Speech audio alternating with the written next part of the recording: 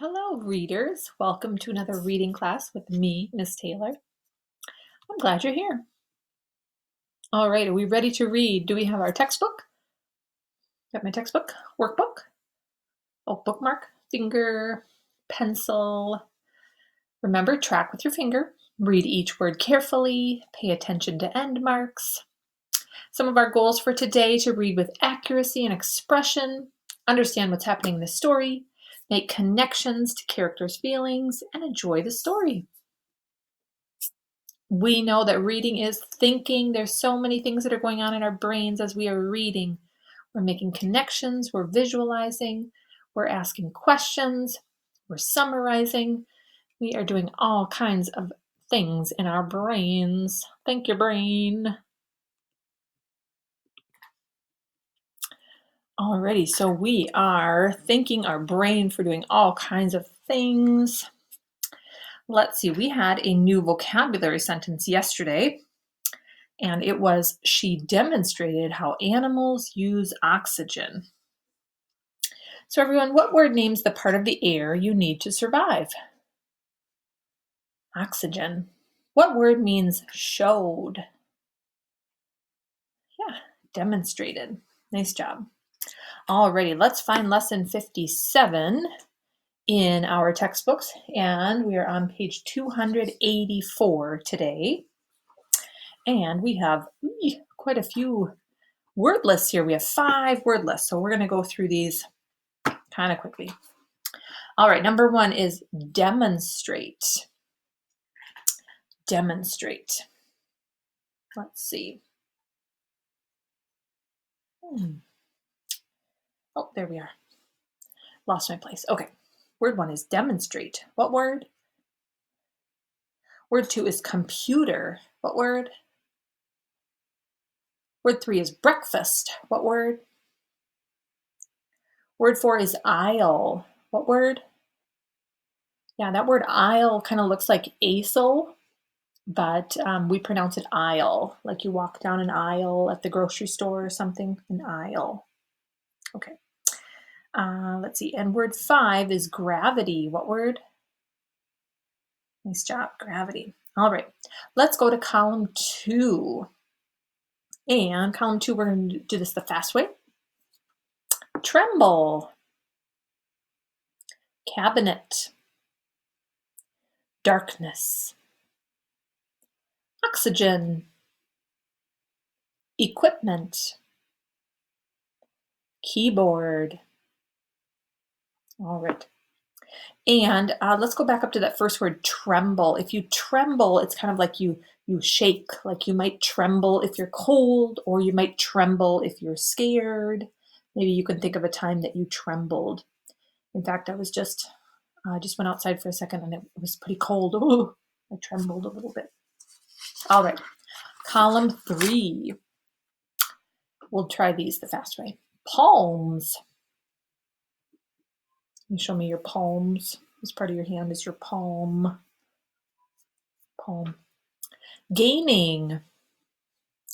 Guests. Partly. I almost said party. I had to look closely. Partly. Partly. Helmets. Provided. Nice job. Let's go to column 4. Survive.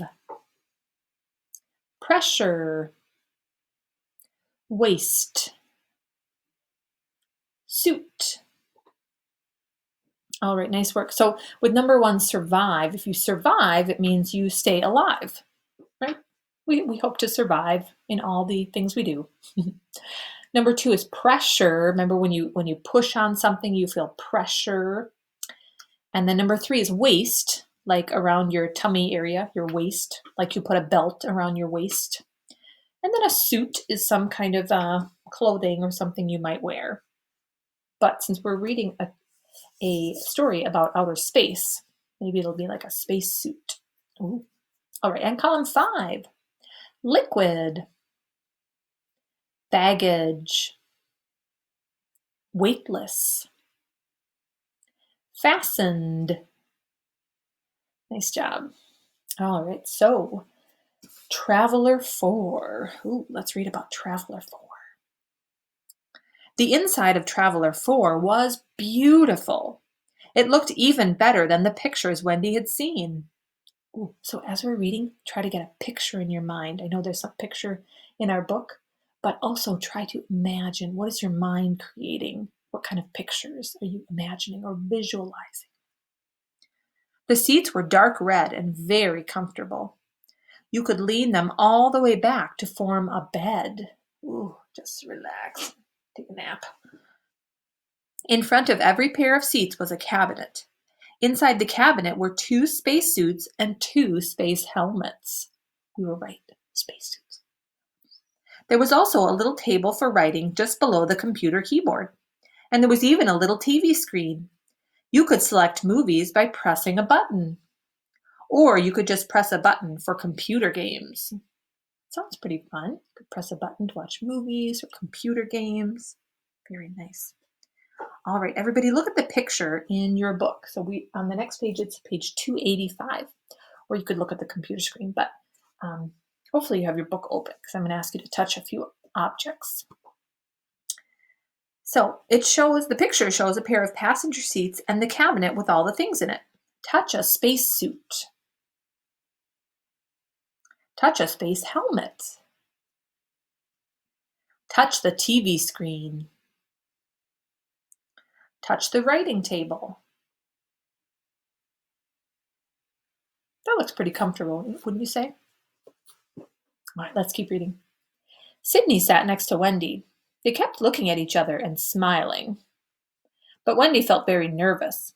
She noticed that the palms of her hands were sweaty. Has that ever happened to you when you get kind of nervous and your hands get kind of sweaty? And the inside of her mouth felt very dry. Suddenly, a sharp screeching noise came from below. Then a voice came over the loudspeaker. "You'll hear some strange noises," the voice said.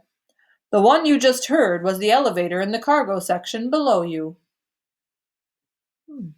So that first strange sound they heard was the elevator in the cargo section where they put all the luggage and all the other stuff. Cargo is just kind of a word that means a bunch of stuff that's carried by a ship.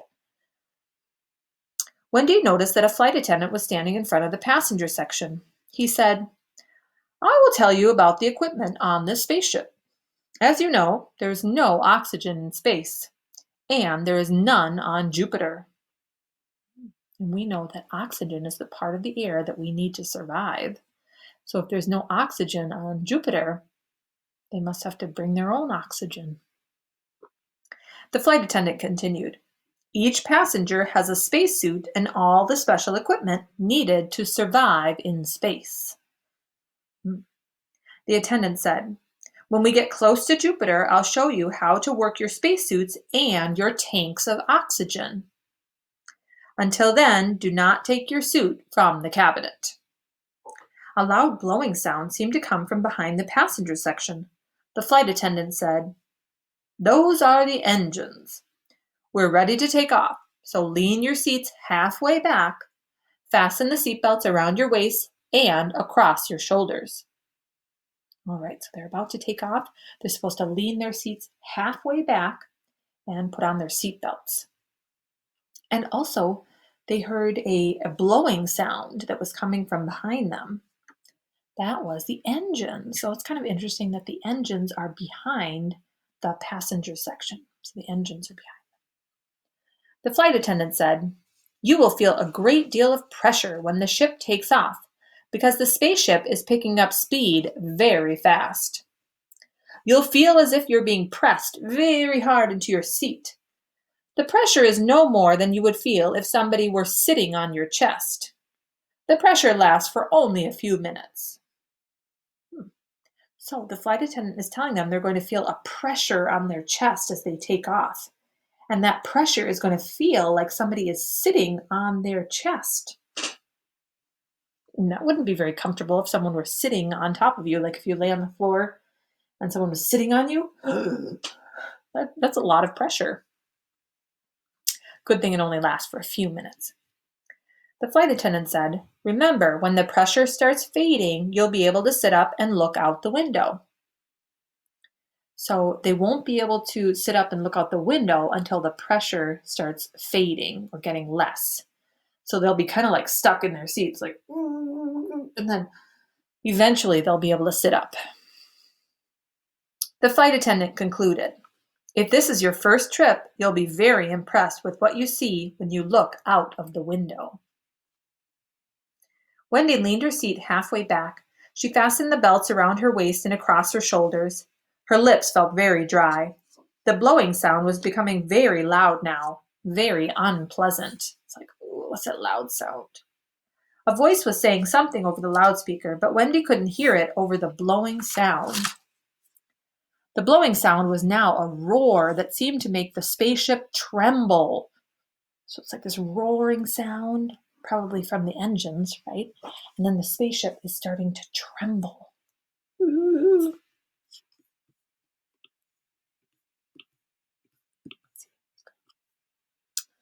Then the roar got so loud that Wendy wanted to hold her hands over her ears. Then she felt as if something was pushing her back in her seat. That's the pressure. The ship was moving very fast. It had taken off. The roar was even louder. The ship was trembling. For an instant, Wendy was afraid that it might fall apart. Wow, it must have really been shaking so hard. She's like, it's going to fall apart. But then she told herself that the spaceship was probably going through layers of air so fast that it felt like a car going over a bumpy road. So she's telling herself, oh, it must be like these layers of air. And the spaceship is going through those layers of air and it kind of feels like a car going over a bumpy road. Wendy guessed that the ship was probably already 15 or 20 miles from Earth and gaining more speed. The pressure was not as great, and the roaring sound suddenly disappeared. Everything was silent. That meant that the ship was now moving faster than the speed of sound. Ooh, so after they got going and the ship was trembling and then it started going faster and faster, and pretty soon the spaceship was going faster than the speed of sound. Let's read and find out more about that. The engines were in the back of the ship, but their sound could not catch up to the front of the ship where Wendy was. So there was no roaring, no noise, and the trembling stopped. So the engines, we know the engines are behind them. The engines are in the back of the ship. And the engines is where all the sound is coming from. And the sound kind of travels through something, we call them waves, sort of waves of air. That's how we get sound. But because they are traveling so fast that the waves of sound cannot catch up to the passenger section. It's kind of crazy. Listen to that part again. So it tells why there's no noise in the passenger section of the ship. The engines were in the back of the ship, but their sound could not catch up to the front of the ship where Wendy was. So there was no roaring, no noise, and the trembling stopped. So everybody, where were the engines? Yeah, in the back of the ship. And why didn't the sound from the engines reach the passenger section?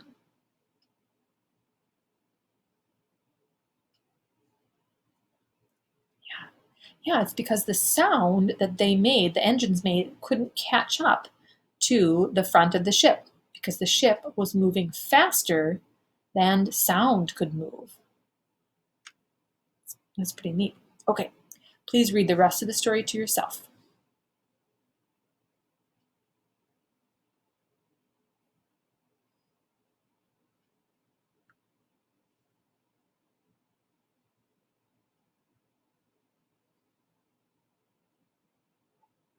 If you're still reading, please pause the video. Everybody, what planet did Wendy see out of the window? Earth. And then what colors did she see? Yeah, green and blue and white streaks. So the green would be land, and the blue would be water or oceans. What would the white be? Yeah, clouds. Isn't that beautiful? Look at that beautiful picture.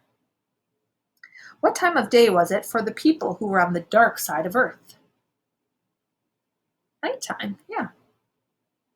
So the picture shows what Wendy saw. Isn't that a beautiful sight? Can you imagine being Wendy and looking out the window and seeing Earth? Wow. All right. So what's next? You're going to reread the story one more time on your own, and you're going to answer the questions at the end of the story.